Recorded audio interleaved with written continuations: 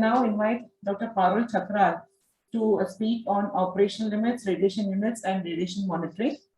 Dr. Parul is a PhD in radiochemistry and clinical nuclear medicine from the prestigious All India Institute of Medical Sciences. At present, she is working as a clinical research officer in the Department of Nuclear Medicine, FMRI, and she has plenty of experience with lots of new radionuclides and radiopharmaceuticals, and an expertise in chromatographic procedures also. She has plenty of articles as first author in various peer-reviewed journals, and has done many paper presentations in various national and international conferences. I now invite Dr. Parul for the presentation, please. Thank you. Talking about the radioactivity units, the first thing is the radioactivity, which is the spontaneous nuclear transformation of an unstable atom that often results in the release of the radiation in the form of the alpha, beta, or the gamma radiation. So the unit is, the old unit is the Curie, which is the activity in 1 standard gram of radium. And then the other unit which we talk about is the activity, which is again the average number of spontaneous nuclear transformations or disintegrations which are taking place. And so according to it, the 1 becquerel is again 1 disintegration per second, and that is if we talk in terms of the old unit, that 1 Curie will be 3.7 into 10 to the power 10 becquerel. Now, the other unit which we talk about in nuclear medicine as well as radiodiagnosis is the exposure. That is the absolute value of the total charge of the ions of the single sign produced in the air when all the secondary electrons liberated in the air of mass are completely stopped in air. So its unit is coulombs per kg, and the old unit was the Röntgen. And 1 Röntgen was equivalent to 2.58 into 10 to the power minus 4 coulombs per kg. Then comes the important term, that is the dose. The effects that can be the physical, chemical, or the biological of the radiation depend not only on the transferred energy to the medium, but also of the energy which has been absorbed by the medium. So here comes the dose, or we can say that is the amount of energy which is absorbed per unit mass of the medium. So if we talk about the SI unit, that is Gray, which is equal is 1 joules per kg, and the old unit was RAD, that was radiation absorbed dose, which was equivalent to energy absorption of 100 ergs per gram of material. So when we talk about the relationship between the SI unit and the old unit, 1 Gray is equivalent to 100 rads. Now comes the equivalent dose. Now we have seen that the energy has been absorbed by the medium, but what does it do? What type of energy has been absorbed? It's given by the equivalent dose. Here the effects of the radiation depend not only on the energy absorbed, but also on the spatial distribution of ion pairs and the biological damage which is caused by the same dose of different radiation, which may result in different rates of energy loss per unit of mass. So now here comes the concept of the radiation weighing factor, that is the amount of energy which is being released by a particular type of the radiation. So its unit is SI unit is Sievert, and the old unit was REM, that is Röntgen equivalent men. And so when it is calculated, equivalent dose in Sieverts is equal to the absorbed dose in Gray, and which is multiplied with the radiation weighing factor depending upon what type of radiation is being absorbed by the medium. So there are different radiation weighing factors which have been assigned by the ICRP 103 and ICRP 60. So for photons of all energy, both ICRP 60 and 103, it was 1. For electrons also, it was 1. However, there has been change in the radiation weighing factor for the neutrons, which was earlier 5 to 20, and now it has been the continuous version of energy ranging from 2 to 20. And for protons, it has been changed from 5 to 2. And for alpha, it has remains the same in both ICRP 60 and ICRP 103 as 20. If we talk about the first, we'll talk about the effective dose. Here we have seen that the energy has been absorbed by the medium and what type of energy has been absorbed. Now comes the concept of which organ has received this or has absorbed this dose. So here comes the tissue sensitivity into account, the tissue sensitivity. So it is the final effective dose which is being calculated. It is defined as via weighted sum of tissue equivalent doses in the organs of the body. So it takes into account the equivalent dose as well as the tissue weighing factor, which tells us about the radiosensitivity of a particular organ. So now the effective dose is calculated as dose in gray, which that is the equivalent dose which we had calculated till now, and then multiplied by the tissue weighing factor, taking the radiosensitivity of the particular organ into account. And its unit is again the sievert, and the old unit is Red. So finally, we see how do we calculate the dose, which we talk about the dose in our radiation protection. That is the estimated absorbed dose, which is multiplied by the radiation weighing factor to obtain the equivalent dose in millisieverts. And then again, this is multiplied by the tissue weighing factor, and it's summed over all the organs in the tissue. And finally, we get the effective dose in the millisievert. So this is a table showing the old units as well as the SI units of the units which we use and the relationship between them. Now, another concept which comes into account when we talk about the radiation protection is the annual limit of intake. This is the greatest value of the annual intake of a specified radionuclide, which will result in a committed dose equivalent not exceeding the annual dose equivalent limit prescribed by the competent authority, even if the intake is for the 50 years. So I have listed some of the radionuclides which we commonly use in the nuclear medicine department. And for iodine 131, it's 1 megabecquerel. So it is, if a person takes about 1 megabecquerel for about 50 years, then it will not result in the committed dose equivalent exceeding the annual dose equivalent limit. And similarly, it's for the 99M technetium, it is about 2000 megabecquerel. So another thing which comes into account is the derived air concentration. It is the maximum concentration of a radionuclide in the ambient air, which if inhaled by a person for 2000 hours in a year at a breathing rate of 1.2 meter cube, will not result in an annual equivalent dose equivalent in excess of the limits prescribed by the competent authority.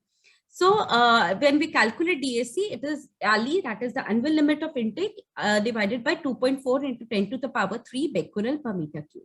Again, we have limits for the different radionuclides for these DAC also. Now coming to the operational limits. Now we know that all human endeavors entail risk of some type or the another. Ionizing radiation, which we are dealing with, to pose a physical risk to the people who may be exposed to the natural or the artificial means. The interaction of the radiation with the matter produces ionization phenomena capable of modifying the chemical behavior of the molecules. Now, if this occurs in the live cells, biological effects of varying degree of severity may result in. Now, people who work with the sources of ionizing radiation, some members of public and patients who undergo the radiological as well as the nuclear medicine procedures are exposed to the ionizing radiation. Now, it is not possible to eliminate these risks totally, but it is feasible to control them within the acceptable limits by following the principles of radiation protection. Now, if in a radiation work, risks involved are the acute radiation syndrome and possibly the death, increased probability of cancer incidence in exposed individual, hereditary effects in progeny. So hence, it is necessary to develop safety standards to work with the radiation so that the risks are kept at the minimum. So keeping in this mind, we have an objective of protection from the ionizing radiation. And these objectives are to prevent the radiation-induced deterministic effects. As Shamla ma'am has already talked about the deterministic and the stochastic effects. So our objective is to prevent the radiation-induced deterministic effects, to reduce the likelihood of stochastic effects to levels deemed acceptable, and to ensure that practices involving radiation exposure are justified. Now, for this, three principles of radiological protection have been introduced and have been maintained. Like, first, no practice shall be adopted unless its introduction produces a net positive benefit. That is, the practice should be justified. Then, all the exposures shall be kept as low as reasonably achievable. That is the LRA principle. Economic and social factors being taken into account. That means the optimization of the protection. And then dose to the individuals shall not exceed the recommended limits. That is the dose limitations. Now, we have certain dose limits for the radiation workers. In setting the dose limits of the radiation worker, ICRP has ensured that for continued exposure at that level, the estimated risk is not acceptable. Commission recommends a limit of effective dose of 20 millisieverts per year, averaged over the 5 years, that is 100 millisievert in 5 years, with further provision that the effective dose should not exceed 50 millisievert in a single year. Now, this 5-year period refers to a discrete 5-year calendar period, and the annual limits are 20 millisieverts for the lens of the eyes, 500 millisieverts for the skin, averaged over 1 centimeter square, regardless of the area exposed. Now, these limits are made for the radiation workers, and these limits have been evolved over a period of about 100 years, and now we are at these limits according to the ICRP 103, which has been introduced in 2007. Also, we may have internal exposure. So a person may receive radiation doses from the external or the internal sources. Radionuclides may enter the body through the injection, inhalation, wounds, or the absorption by the skin. The dose limit is same irrespective of the exposure route, internal or external or combination. And accumulation of the internally deposited radionuclides will depend on the radioactive contamination present in the air and water and rate of intake and metabolism. Limits are therefore prescribed in terms of the ALI for different radionuclides if the exposure is only due to intake of the activity. Now we talk about the occupational exposure for the women. Occupational exposure for the women who are not pregnant is same as that for the men, and the Commission recommends no special doses for women in general. Once the pregnancy has been declared, the conceptus should be protected. And for that, the limit is that by applying the equivalent dose limit to the surface of the woman's abdomen, that is the lower trunk, should not exceed 2 millisieverts for the remainder period of the pregnancy. And also, if we talk about the limits in terms of the ALI, it should be 1/20th of the ALI for the radiation worker. This is, we are talking about the exposed radiation worker, a woman radiation worker, if she is pregnant. Then coming to the dose limits to the members of the public. Members of the public include children who might be subjected to an increased risk and who might be exposed to during the whole of their lifetime. For planning purposes, the limits of the members of the public are set lower than those for the occupational workers, and the limit for the public exposure is an effective dose of 1 millisievert in a year. Now, in special circumstances, a higher value of effective dose could be allowed in a single year, provided the average over 5 years does not exceed 1 millisievert per year. Now, for preventing the deterministic effects in the lens of the eye and skin, the annual doses are 15 millisieverts and 50 millisieverts respectively. So this is a table which tells you about the occupational exposure according to ICRP 60 and ICRP 103. Everything has been the same except the lens of the eyes, which was 150 millisievert per year earlier. But now it has been changed to 20 millisievert per year, averaged over a defined period of 5 years, not exceeding 50 millisieverts in a year. So finally, at this time, ICRP 103 is followed. And according to this, the effective dose should not be more than 20 millisieverts per year, averaged over a defined period of 5 years, not exceeding the 50 millisieverts in a year. Then for the public exposure, it is the same for ICRP 103 and ICRP 60, that is 1 millisievert per year, and annual doses for the lens 15 millisieverts and skin 50 millisieverts. Now coming to the radiation monitoring. We know that the radiation can't be seen, felt, or sensed by the human body in any way, but excessive exposure to them may have adverse health effects. So to absorb and check the presence of any radiation exposure over a period in the surrounding environment, it may be called as radiation monitoring. And radiation exposure must be monitored for both personal safety as well as the regulatory purpose. Now, first, we'll talk about the personal monitoring. The Radiation Standards and the Instrumentation Division RSID of BRC conducts countrywide personal monitoring for external radiation and maintains a periodic and lifetime records as shown by Shamla ma'am. So required under the following condition, where is it required by? It is required for all the occupational workers, including minors and the pregnant women, likely to receive in a year one year a dose in excess of 1% of the annual limit from the external radiation source, and individuals entering high or very high radiation areas. So the main objective is to ensure that the exposures are kept as low as reasonably achievable and that the authorized limits conforming to the ICRP dose limitation systems are not exceeded. Benefits are obviously the demonstration of accuracy of supervision, training and engineering standards, motivation of workers to reduce their exposure, and prompt action and follow-up in case of any significant exposure. So we have certain devices available for personal monitoring, that is the pocket dosimeter, film badge, and the TLD, which first of all, the pocket dosimeter, it is based on the ionization chamber and works on the principle of a charged electroscope. The scale is so designed that when it is fully charged, it reads 0, and when the charge decreases, the reading on the scale increases.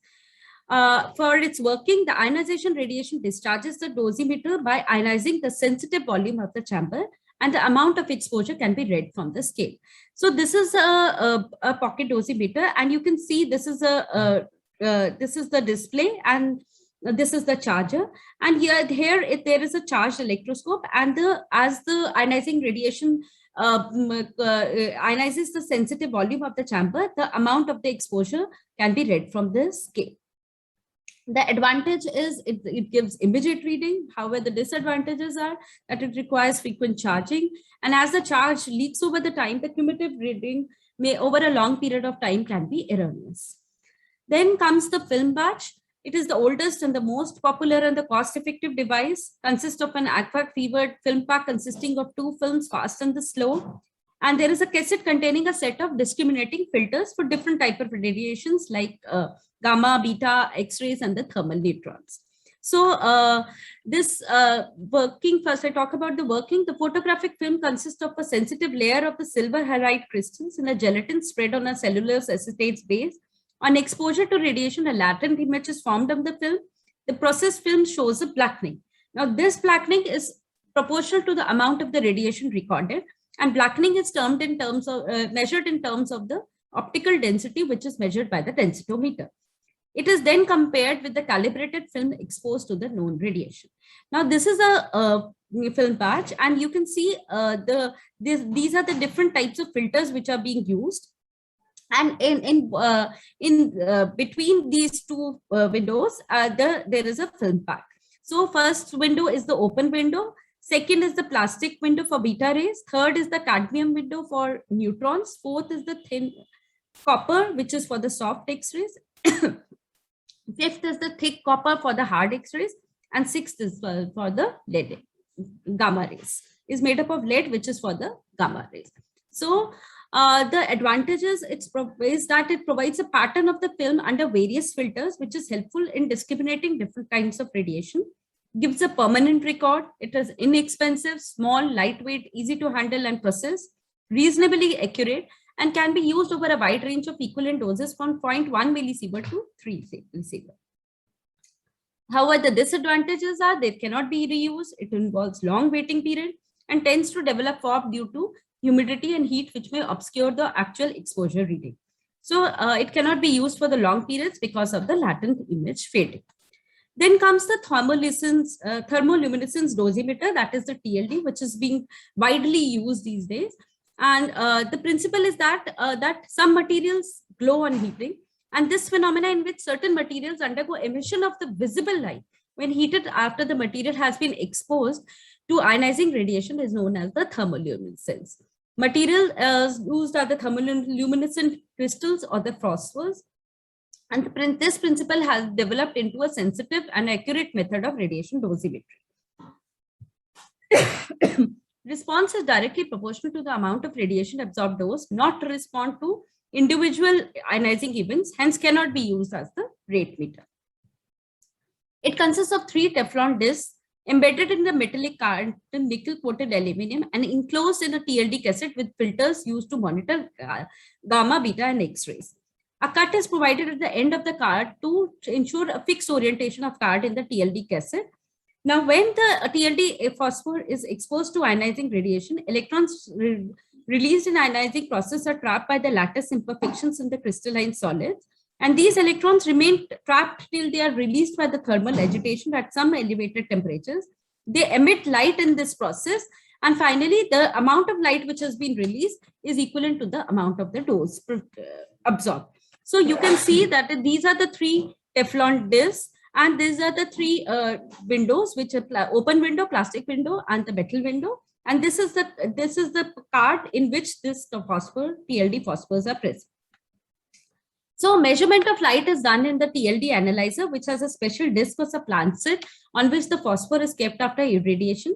The light produced is measured by the PM tube. Output signal from the PMT is amplified and displayed on a meter of the chart. And the graph plotted between the light intensity and the phosphor temperature is known as the glow curve. Each TL material has a characteristic glow curve. Height of the highest peak and the area under the curve is equivalent to the energy deposited in the TLD by the ionizing radiation.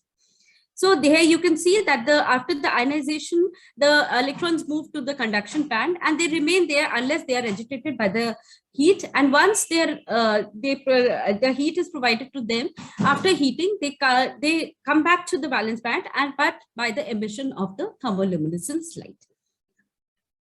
So the materials which are normally used are the lithium fluoride, which is widely used. Atomic number is 8.4. So therefore the X-ray absorption properties are similar to the soft tissues. Then is the calcium fluoride activated with manganese. Higher atomic number, that is 16.3, makes it more sensitive. And then is the calcium sulfate activated with dysprosium. Effective atomic number is 15.3, relatively sensitive, and it is used in India. The advantages are they are reusable, TLD responds proportionality to the dose, they are rugged, a small size makes it useful for monitoring small areas, no fading, can be used for longer periods and covers a wide range 0.2 millisieverts to 10 sieverts. However, disadvantages are that they are expensive, twice as that of the fire film bag, and does not give you immediate results. It has a monitoring period of 3 months. Only after that you can get the results. Now coming to the area monitoring. So area monitoring also becomes very important when you are working with the unsealed sources as in the nuclear medicine. So the exposure rate in the workplace of the nuclear medicine, like in the uncontrolled area, it should be less than 1/10 of the dose limit. Supervised area, it should be between 1/10 to 3/10 of the dose limit. And in the controlled area, it should be more than 3/10 of the dose limit. Now, if we talk about the surface contamination in uncontrolled area, it should be 0.37 becquerel per centimeter cube. In supervised area, that is 3.7 becquerel per centimeter cube. And controlled area, it should be 37 becquerel per centimeter square. Now, there are several sources of contamination where we can have the area monitoring becomes very important, like human activities such as spillage or escape of the radioactivity, adopting shortcuts or violating the codes of safety practices, and not informing the co-workers and colleagues about any accidental spillage, inadequate handling facilities provided in the laboratory, patients administered with the high dose of radiopharmaceuticals, their clothes, bed linen, utensils, personal belonging, etc. There are human activities such as movements, touching articles, respiration, excretion, contaminating doorknobs, room, air, toilet seats, etc. And when they vomit in the room or the receptacle containing large radioactive waste for decays and ruptures. So it is very important to deal with this type of contamination. And so we have certain derived working limits, like for the if we talk in terms of the beta and the alphas, for skin it is 1.5 becquerel per centimeter square, for hands it is 350 becquerel, for alpha for the skin it's 1 becquerel per centimeter square, and for hands it's 250 becquerel. Now, if we talk about the clothes, for the personal, it's just 2 and 6 for beta and 0.5 and 2 for alpha. And for, if we talk of the floor, it should be within 3.7 becquerel per centimeter square for beta and 0.37 becquerel per centimeter square for alpha. Now, the principles of contamination monitoring, according to which we do the contamination monitoring, is to prevent the spread of contamination, to detect the failure of containment, to point out any deviation from the proper operating procedures, to keep the contamination below level control standard, to provide useful information in planning and monitoring of the individual and air contamination, and the detection of the fault in the operational procedures. So we have a different type of monitoring. It may be direct monitoring or the indirect monitoring. Now, direct monitoring is done at the places with the low background by using the equipments, and indirect monitoring is done at the places with a high background by using pipe tested. So there are certain devices which are being used for the direct monitoring. These are known as the survey monitors, area gamma monitor, contamination monitor, hand and foot contamination monitor, and the neutron monitors, which are used at the places where there is cyclotron. And then comes the indirect monitoring. That is where we do the wipe test. We take a sample from a particular area and then we measure it in a well counter. And then also we do the airborne contamination. So I would suggest that handle radiation with care and without fear, and you will be protected. I think I can cover this much only in this stipulated time period. Thank you so much.